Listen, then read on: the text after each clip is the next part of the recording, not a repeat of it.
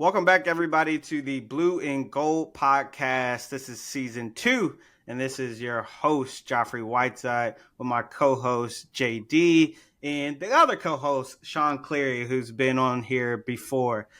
Today, we're just going to talk about the real estate market in general, Navy stuff, refinance, VA assumables, and we're going to kick it off like that. So, JD, what's going on, man? How you been doing? I'm good. We're all in the thick of it. We all now have kids. We're all super busy in real estate. But you guys have stayed looking a lot better than me. I feel like I look like a cast member in Saving Private Ryan these days. A lot. Shawn, can you tell us how you found that sweet neon? So for those of you who are listening and not on YouTube, Shawn's got this awesome neon behind him in his office. That's the Ravenel Bridge of Charleston. And what else? Well, that's awesome, guys. I'm so excited to just be able to sync up with you both. I feel like we're all very busy this time of year. It's been super cool to see what you guys are accomplishing. For those of you who don't know, Geoffrey scored a huge deal with an investor to list all of his properties for sale up in the Norfolk and Portsmouth markets, which is super cool. That's one of the cool things about a lot of the realtors in the Naval Academy Property Network is they're kind of split-minded, which is so cool. They obviously do first-time home buyers, but then they have this really diligent track record of either investing in properties themselves, analyzing properties for other people, listing properties. I always get surprised. I log onto Facebook and I'll see Shawn post oh, I had 7 more closings this week with all of the sellers.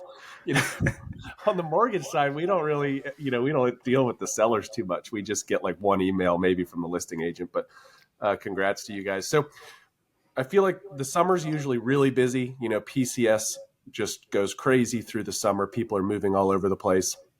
What did you guys notice about your local markets?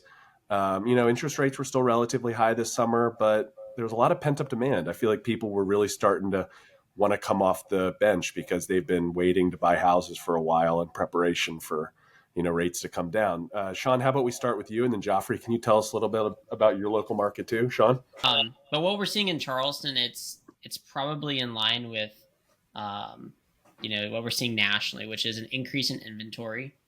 We are seeing inventory creep up. In fact, Charleston, we have more inventory now than we did pre-pandemic. So, how many months are you at, and can you explain what that means on a scale? Yeah, so we're about 2.5 months right now of inventory, which, the national average, I think we've reached 4. So Charleston's still not up, where we are nationally. We're still, very much, the seller's market. But when we say months of inventory, it's all you do is you take the historical average number of transactions per a month, and then you figure out how many active listings do you have on the market in your MLS, and right now we're sitting at about 2.5. Okay, all right. So what's a balanced market? What would be considered a balanced market inventory? I would say everybody's going to have a different opinion of that. I think earlier in last decade, people were saying 6 months of inventory is balanced. 8 months is a buyer's market, 4 months is a seller's market. But I think over the past decade, we've really seen that shift. I don't think we've had more than 4 months of inventory for a very, very, very long time, at least on a national scale. Sure. But because we have more inventory now than we did pre-pandemic, and in Charleston is unique, and I think the American South is unique, especially in hot markets like Charleston, in that new construction drives the market. In fact, 2022 and 2023, about a third of all homes sold in our areas were new homes, were new construction. That's crazy. Yeah, and so that's I think there's going to be a lot of markets like that. Pensacola. I think Pensacola is a lot like that. I could be wrong. Pensacola, Jacksonville. There's Georgia. Your true South states. You have a lot of new construction. Texas, a lot of new construction. And South Carolina is no different. We're one of the fastest growing states in the country. So I think a trend that we're seeing here is just new construction driving the market, and builder sentiment is going up, especially as in the anticipation of interest rate reductions. So, and new construction tends to be very affordable. at least here in Charleston. So that's kind of what we're seeing now. What about you, Geoffrey? What are you Yeah, guys seeing up Joffrey, there? in the biggest Navy city in the entire globe. Yeah, so 25% of the Navy is stationed in Norfolk, so it's kind of a of a different market. So we're That's insane. sitting at around 1 month of inventory, which is still a high seller's market. With that said, you can still find deals. You just have to either do them off market or kind of finagle houses that's been sitting on the market a long time. But as far as investing and buying in this area, I mean, there's really no place like it because we just, in general, we have a lot of government jobs, right? With shipbuilding. We have, of course, the Navy. We have a Air Force base. We have a joint base. We have like over 9 bases within inside Hampton Roads area. So there's a lot going on. It's not like your typical market, and we don't see as much as new builds as you guys see, and they're not very affordable, to be honest with you. I think you made a really interesting point, Joffrey, that even though you have 1 month of inventory, like there's Mhm. still deals to be had. Absolutely. You just have to create them, and you have to like go out and you got to find them, and you have to structure the deal right. Absolutely. How would somebody in a market like that still come out ahead, still get a great deal? Well, I would What's say, your advice? yeah, the first step is, working with a realtor that really knows the market and invests in the market themselves, that has like rental properties and stuff like that. So you really have to, vet the realtor. And then second, I would say it's really time in the market. I tell this story all the time. When I was maybe like an ensign or a JG, I purchased a house in Virginia Beach Town Center area, right? And when I purchased it, long-term renting wise, it didn't cash flow.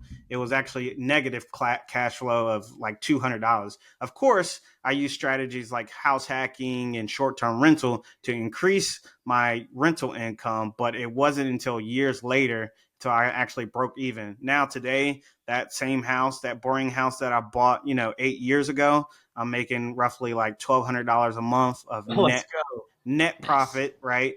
And it's gone up in value by roughly like probably 100 to 150,000. It's See, turned that's into it's turned that's into a home awesome. run over time. It's the boring. I tell people all the time. I invest in multifamily properties. I love them, right? But it's literally the boring houses that I purchased, you know, 8, 7, 10 years ago. That's really had a huge impact on my wealth building. It's the See, boring stuff. that's like the lesson right there. I think people get so zoned in on like what their Zillow estimate is, and they're like, "Oh no, my Zillow estimate went down $2,000." Like, okay, well, if you hold this thing, you're going to see normal market cycles, and you Hmm. still get the benefits of like appreciation, depreciation, and now you've held it long enough where you are cash flowing like a cow. That's awesome. That's a great lesson. Yep, Yeah, absolutely, absolutely. yeah, And I will say, go ahead, Sean. no, please go ahead. Yeah, and I will say this market is a little bit different than Charleston, I think, just because we have so many smaller multifamilies just in Norfolk alone. I think there's like over 5,000 small multifamilies in Norfolk. So I would say, there is that opportunity. If you wanted to get in that multifamily realm, there is that opportunity here, that unique opportunity. And Yeah, both in both your markets. in Charleston at least, we really don't have multifamily 2 to 4 unit multifamily residential like in any sizable number. Yeah. And they tend to not be great investments either because of the neighborhood class that they're in, or the price, because they're multi-million-dollar duplexes in downtown Charleston don't necessarily make good long-term rentals. But no, it's I heard a statistic the other day. And I looked it up. It was something like 92% of realtors do not own investment properties, which is just crazy to me. Is somebody who's in the real estate profession, and if it's 92% or 90% or 80%, like that's still a shocking number.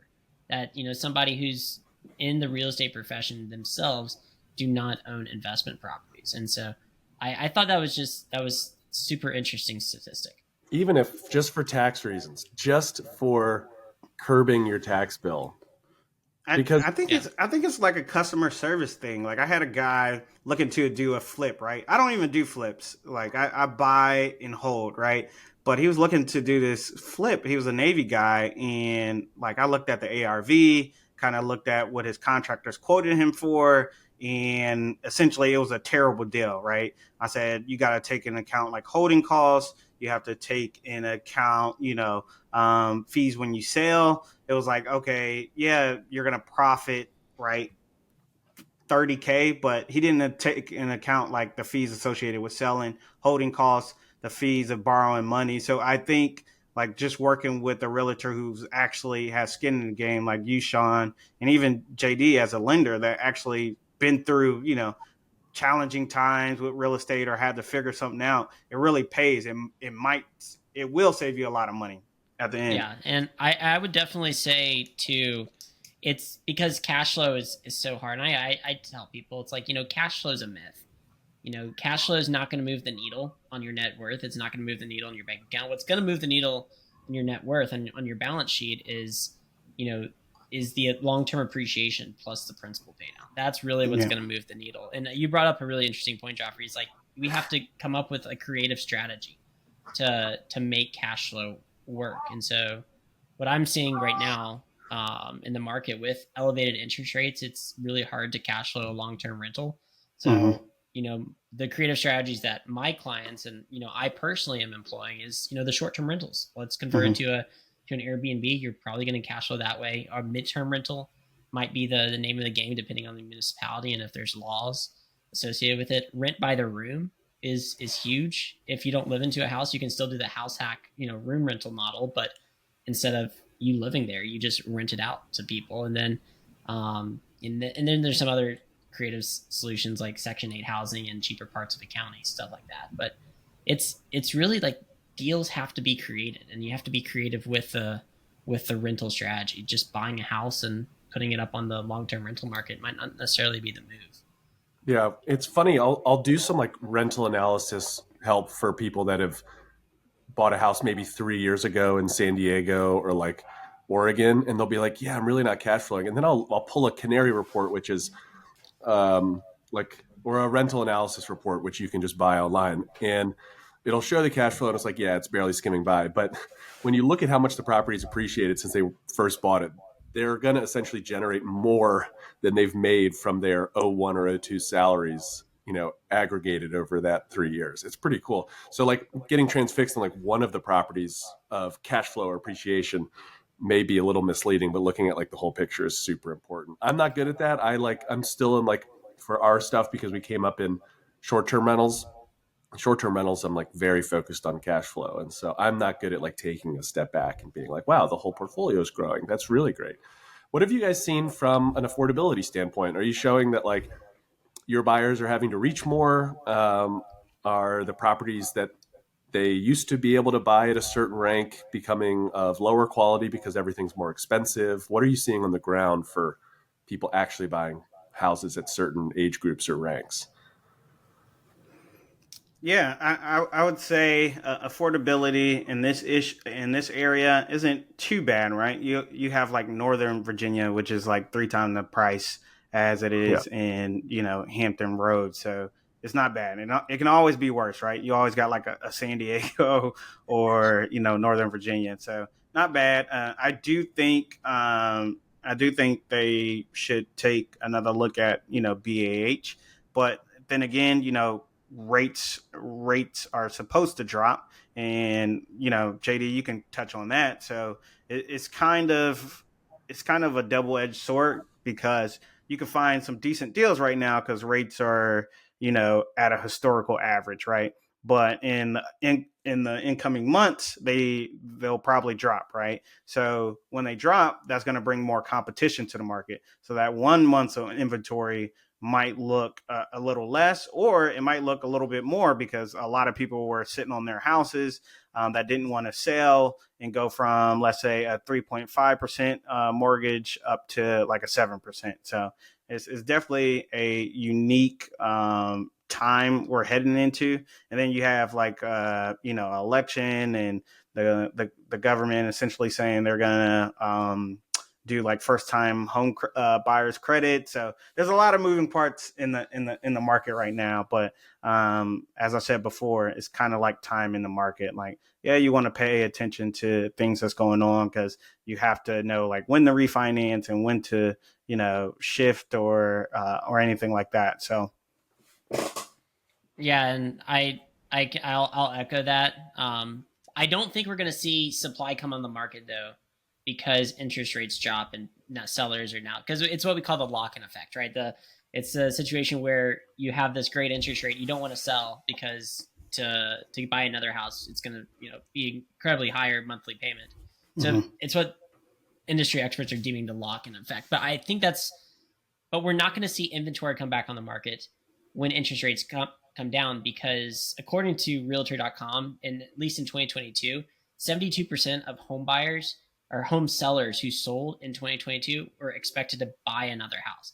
And now they're not only are the sellers going to go buy another house, they also have a lot of equity and cash that they're bringing to the game that can probably outcompete a first-time home buyer, for instance. So I don't think we're going to see any substantial amount of inventory come back on the market with interest rates going down. But because we know that interest rates are coming down, and the Fed has said as much. If you did you guys take a look at the most recent summary of economic projections, the one on the September 18th? I'm sure you looked at it, JD. But I took a look at it. Yeah, and so you see where the Fed board members are sitting, where they expect the federal funds rate to be at the end of this year, at the end of next year, at the end of 26, and we're supposed to have another 50 basis point reduction in the federal funds rate this year, according to the summary of economic projections. Yeah. We're supposed to have a 100 basis point reduction by the end of 2025, and then another smaller 50 basis point reduction by the end of 2026. So taking all that into account, we know interest rates are coming down. And so to answer your question, JD, on how are we looking for affordability, I'm structuring my clients' contracts to allow for temporary rate buy downs, because in a declining interest rate environment, it makes no sense to pay for a permanent rate buy down. So if we can get that temporary buy down, like a 2-1 buy down, for instance, to take off that pressure between now and when rates do come down, and then they'll just be able to refinance in a year or two. But taking a look at the evidence, and obviously nobody has a crystal ball, but the summation of evidence points to substantial interest rate reductions over the next couple of years. Yeah, I think we think that too. We meet with our capital markets team, I think, on Tuesdays and Thursdays, and they echo the same sentiment. I think one of the hardest consumer conversations I've had to have, and I say consumer conversations, but it's like I'm talking to my friends.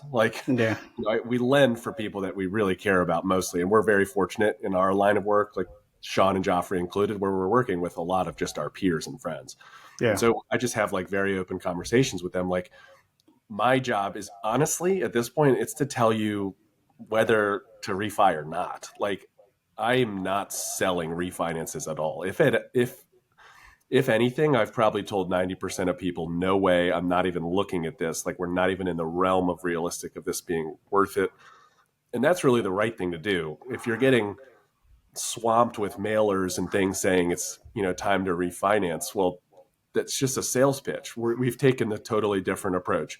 I had a notary. And so for people that are listening that don't really understand why there would ever be a time not to refinance, is that most of Geoffrey's clients, my clients, and Shawn's clients are using the VA loan, which is a very powerful loan product. And it offers a really, really nice refinance, but it is certainly not a free refinance. And there's a lot of, economic calculations that you have to do to ensure that it makes sense. In Virginia and Florida, those are historically two of them, in Maryland are three of the historically the most expensive places to do a VA refi, especially if you're active duty, because you have a VA funding fee of 0.5%. And then I feel like this is the government needs to reevaluate this, but you also have transfer taxes. Again, even though there's no transfer of real estate occurring, it's from the same buyer to the same buyer. It's just a mortgage wire going out. So you can all of a sudden be looking at a really advantageous refi at first glance. It's 1.25 lower now. I have to do it. But once you lump all of the closing costs and the VA funding fee, and transfer taxes in, all of a sudden you're just chunking away equity in your house. You know, your Yeah. loan balance has all of a sudden swelled like $9,000, and you're like, wait, this is really going to cost me long term. And so I've just told people like Maryland, Virginia, and Florida, let's just wait to even have this conversation until we're like a 1.5 lower, or else we're just like putting us in a weird position. Now there are other benefits. Not all people are doing refinances that take the approach like the three of us. And I also have to honor that conversation. A lot of people are doing VA refinances unrelated to the cash flow of the property. It's more of like an economic decision for their family, because it does present a tiny liquidation event that can really help people that need a little bit of extra cash around, moving or, whatever. Like, you get an escrow refund, you can skip up to 2 payments. And so there really can be a nice cushion for people that are in, an economic, not need, but they would really bolster their cash position by doing that. And so I definitely want to honor those people too. There's certainly a need for that. But ignore all the flyers that you're getting, because they're just trying to sell you on a refinance, and you really just need to be careful if it's the right time, especially in those streets. And you don't want to be catching rates constantly as they're going down, right? You don't want to be refinancing 7 months later and then 7 months after that, because your equity position gets eaten away. So any potential savings, from a lower rate and a lower monthly payment is eaten away by the loss of equity in your house. And so Totally. Yeah. Okay, I got a solid question. All right, so let's say my interest rate is like 6.75%. When would be a good time to refinance? When? I know it's situational, right? Yeah. It's situational, but like at what point when rates drop down to 5%? Like when would be the ideal time? Yeah. I think we all expected the media to go crazy over the announcement, because it's very easy for like the American media to stick to something that most people understand. Most people understand in general what an interest rate is. What most people do not understand is what an APR is, which is all of the cost associated with getting that interest rate. And so what you need to ask yourself is, okay, I'm tempted to refinance. In your scenario, Geoffrey, I have a 6.675. I'm being presented with an offer at 499. This certainly makes sense. I want to do this. It's still my primary residence, so there's no additional hits that I'm taking for a VA refi because it's no longer my primary residence. But if the offer I'm getting is 499, but the APR is 5.625 because I'm paying 2.5 points to get there, what that means is you're scraping by the net tangible benefit rule that the VA will even allow. You're basically clearing the rule probably like by cents. You have to be able to justify that the cost of the refinance is paying for itself in 36 months or less, compared to how much you're spending on the refi versus how much you're saving on interest. So 36 months is that point. Yeah, if you're seeing this huge delta between interest rate and APR, you probably should tell yourself this is not the right time to refinance, because I'm paying to get down there. So that's a quick sanity check. Okay, I want to refinance. I'm feeling the urge. I'm gung-ho about it. Check the rate, check the APR. If there's a big spread, this is costing you a lot of money. It probably makes more sense to wait or get a second opinion. Now, if you're needing to refi because you're consolidating debt, you're doing some type of cash out refinance, and your blended rate is really high. We're doing a lot of those right now versus just straight up IRRRLs. A lot of people take out consumer debt, HELOCs, and stuff like that have been floating, during COVID while rates have increased. And so a lot of people are taking their blended rate, consolidating it down. And there's a lot of cases where that makes, good sense right now. Because if you have strings of debt and they're averaging at 9, 10, 11%, yet your mortgage interest rate is at 6.625, you can really drop your overall blended rate and save a lot of monthly, expenses on interest. And so that's justified. But I think the basic answer to your question, when I should refi, for me, it's when that APR, that interest rate starts to get closer to a rate that looks pretty good without this cost to get there. Gotcha. Makes sense. Shawn, what about VA assumables? I've seen you've done at least 6+ of them. How many have you done? 11 11. 11. Oh my Good God. Lord. Can you What's your blood pressure like? How are you? can You you know, touch I was on the represented process seller on a of few of that? those. Yeah. Can Yeah, I can you touch was, on the process? yeah. Yeah, and JD could probably help me out here because there was a recent circular that came out that I think allows for a second position loan, or at least a bank cannot disallow a second position loan. But yeah, I've done 11 VA assumptions, 7 representing the buyer and 4 representing the seller, and so it's a huge win-win for like everybody because the seller Mhm. who might not have been able to sell their house for top dollar can now sell their house, Yeah. ideally for top dollar. Mhm. And then the buyer assumes a great interest rate that we likely won't see for a very, very, very long time, if at all. Like Yeah. I don't see like 2.25% interest rates coming back anytime soon.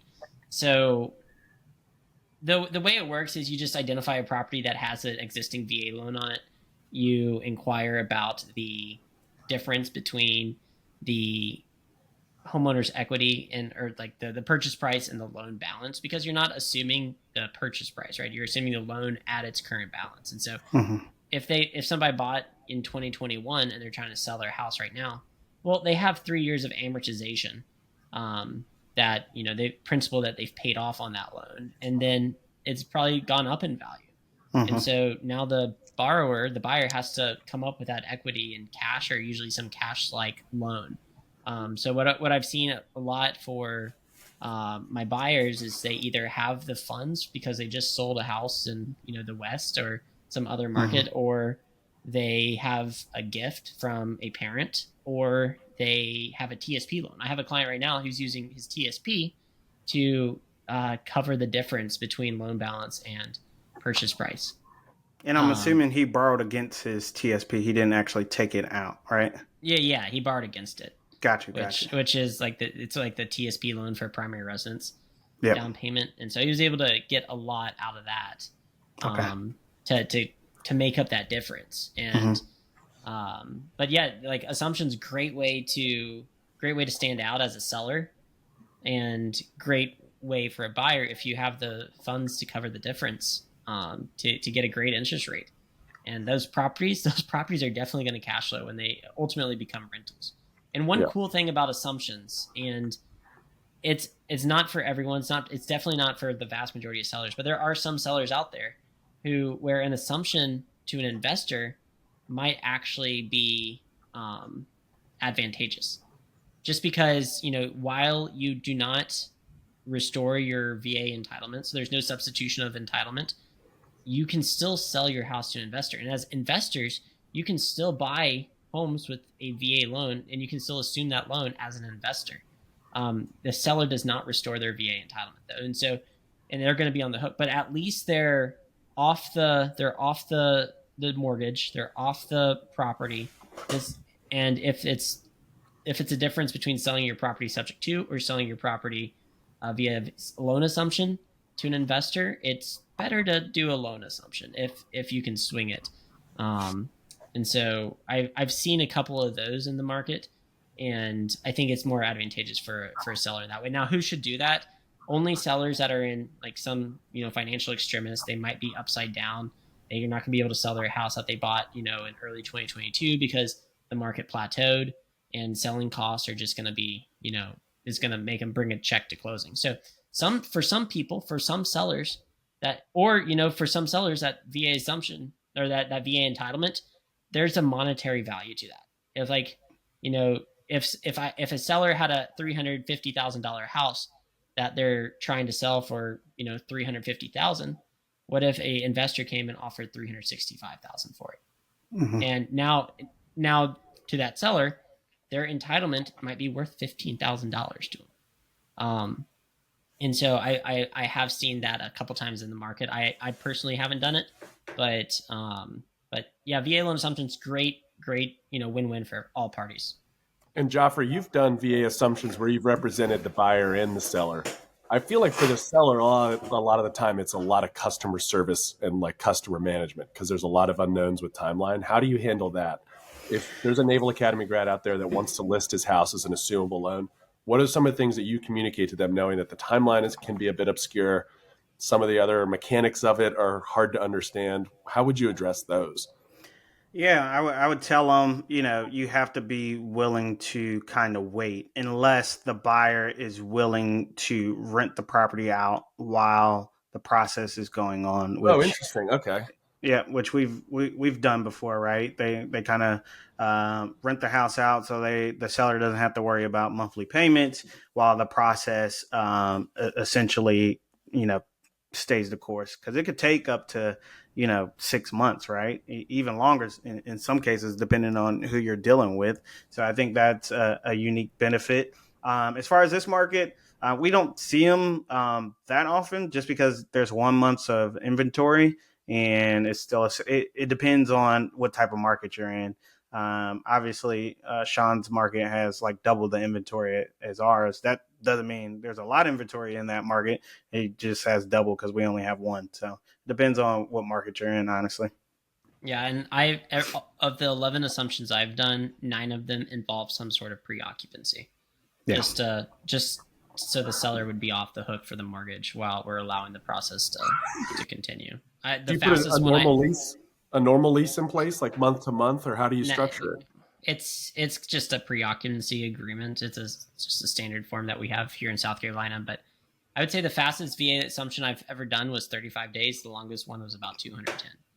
Yo, so, that's 35 days is wild. That's faster than Navy Fed can do a purchase. Yes. Yes.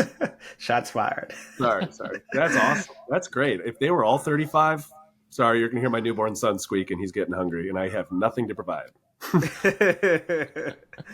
Oh, man. All right. I got a question. So an intern texted me the other day and just graduated the academy. And he was like, what can I do to just get ahead in life? Right. That's such a good question. It is. I was like, man, I got to really think about this one. So JD, what advice would you give him? This is like a real scenario too. I wish I was mature enough to do something like that right out of the academy. I was so focused on TBS, on like not getting injured or like getting healthy for that stuff. Like I just wasn't thinking ahead. I think that's what excites me most about like this upcoming Blue and Gold Summit, or sort of like the momentum it feels like with current midshipmen and like recent grads that we have, is that I don't remember a time where I had such easy access to older people, at least in real estate. Like there was no Instagram where I could DM someone that I even recognized that was doing stuff in real estate. I don't really remember podcasts that I could subscribe to and listen for like Naval Academy specific stuff. And obviously we're not the only real estate podcast, but it is really cool that we can talk about locations that we all know, use verbiage that we all know, experiences and orders and all that stuff that we understand. I think what he just did is exactly the right thing to do. He texted somebody else that's established in the market, has a family, has a wife, is like 5, 6, 7 steps ahead of where he's probably trying to get to in the next 10 years. And he did the exact right thing. And I don't have anything else to give him because he's already taken that step. He's gotten out of his comfort zone. He's texted an older goat. Dude, he's in good hands. Like that's as much as he needs to do. He's doing the right thing. That's solid. Shawn, what about you? What advice would you give him? I mean, JD hit the nail on the head. Is reach out for mentorship and guidance. Mentorship and guidance is going to accelerate your journey in life. That's huge. I would also say just work on growing your balance sheet.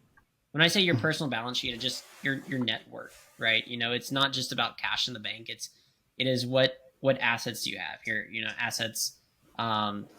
Liabilities, minus your equities, your assets, right? Or equity minus liability. But grow your balance sheet. Work on saving money, whether through like house hacking, acquire real estate, contribute to your TSP, make sure that the government, the Navy's matching what you're contributing, and work on saving money. Come up with side hustles, right? I was a 03 shift engineer on shore duty here in Charleston, and I had roommates at my single family home because I've always had roommates, and so I didn't have a mortgage payment, and I was flipping furniture on the side. And this was before I became a real That's estate agent. I was like incredible. on Facebook Marketplace finding like a dresser where I could go sand it down, refinish it, and make a few. So I actually made thousands of dollars that way on the side while not That's having a so living sick. expense. And so to set yourself up, and I'm not saying there's more to life than wealth. There really Mm-hmm. is. It's the pursuit of your family, pursuit of spirituality, pursuit of health, pursuit of there's a lot of pursuits. Pursuit of wealth is just one of them, and that's kind of what I'm focusing on right now and talking about. But there's just so much else to life. But when it comes to setting yourself up for success down the road, everything like wealth itself is compounded, right? It compounds over time, whether that's the equity you have in a house or the how much a house is worth. That's compounded interest every single year. It goes up in value, but at the rate of appreciation, which is tied to the rate of inflation. Mm-hmm. So does your stock portfolio, so does your TSP, so does what other assets you own. And so work on saving money, invest that money, invest in assets, and start businesses that provide additional cash flow. So there's a lot that you can do, and that's awesome that somebody in their early 20s is thinking about doing this, because I feel like so many people wait until they're in their 40s or their 50s, and then they get it, if you will. Yeah, yeah, I agree with you. So I gave him Yeah, a what'd you say? straightforward. What'd you say? Yeah, I told him he kind of caught me off guard. I had to really think. So Yeah. I told him the first thing he should do is get qualified.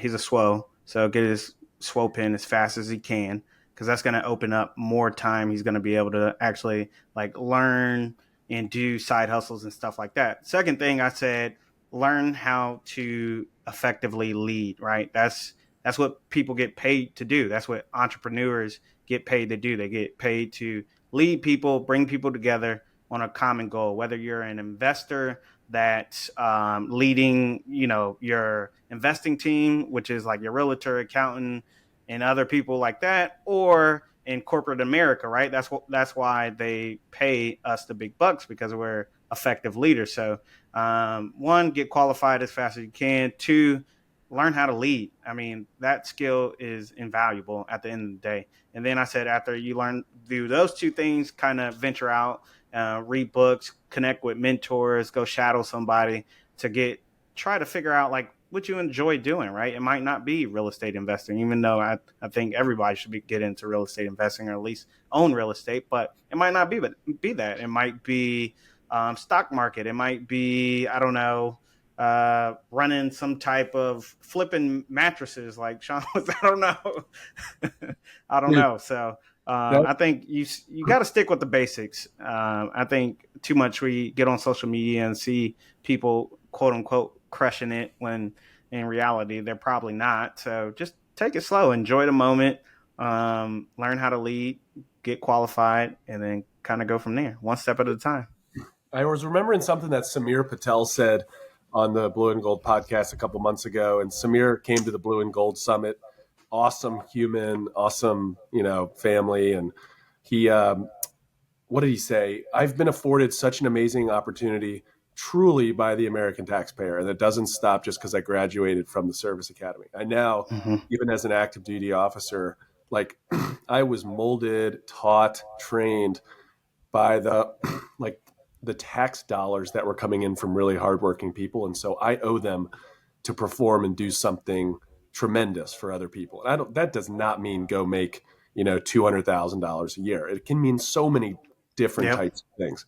And absolutely.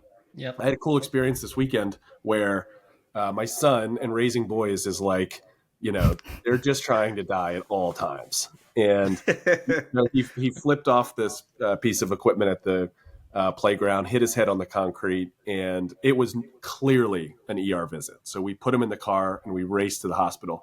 And in that moment, I had, when they say like your life flashes before your eyes, this is going to sound horrifically cliche, but it was true. As we were like going down the street, and I didn't realize it until the next day. It was like truly nothing else mattered. I wasn't Mhm. focusing on like anything else. And once we got to the ER, our friend was there, and he was the radiologist. And I left feeling so comforted that like the relationships in my life matter so much more than any amount of money, any amount of properties, any amount of Yep. like accolades. Like I felt comforted by another person in my life that I've invested, had a relationship with, and he stepped in, comforted my family. And like that will go down as like a huge learning point for me. You know, like the relationships that we are so blessed to have and lucky to have and invest in are just dominate any other importance in your life. And I think it matches up with your network as your net worth. I think there's definitely ways to grow those relationships into meaningful business partnerships too. And like what a Yep. wonderful benefit. That's Yeah. amazing. That's a But it's byproduct. That's a great, byproduct of Yep. yep. but Absolutely. so secondary. It wasn't even funny. And that was just a really, really great emotion to feel. So I'm super thankful for you guys. This has been an awesome episode. I have nothing left, but I'd love to just sign off with the thing I get asked the most on the USNA Property Instagram page is, what do you wish you did with your second class loan? Because I need an answer, because my answer is not the greatest. I would say if I'm a current mid, I would just I would hold it. There's no rush on spending it. Just hold it, gain the knowledge like we've been talking about, and then make a educated decision. Don't invest in anything you don't understand. That's my advice. If you don't understand it, just hold it. It's fine. You'll get knowledge over time, and Get that everything will be fine. 5 or 6% that the high yield savings is given, and just don't blow it. What about you, Shawn? Yeah. Yeah, I would echo that. Does anybody really understand the blockchain? Don't do it, guys. I've always been very debt adverse. I never actually took the second class loan. As crazy as it sounds, huge regret. I definitely should have, but put it in a high yield savings account. Just collect that interest. Yeah, I love it. Jens, anything left? Nothing left. Go follow the USNA Property Network Instagram page. Follow us on Facebook. Yeah, that's all I got. It's been a great episode. Sweet. Let's see if the goats go 4-0 next week. Adios. All right, guys. Bye.